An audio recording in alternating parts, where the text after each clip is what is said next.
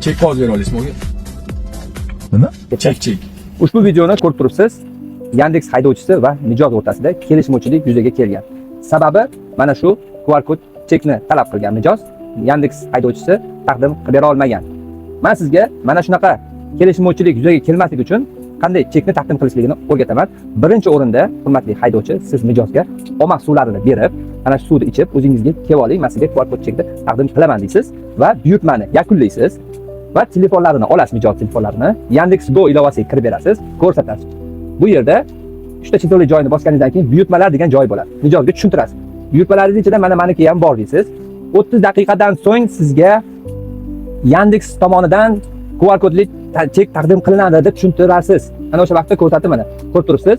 Bosasiz, buyurtmalardan eng pastga tushganingizda chekni ko'rsatish degan joyi bor. Shuni ustiga bosganingizda chekni ko'rsatish degan joyini bossangiz, uje sizga chekni ko'rsatib beradi, QR kodliydi.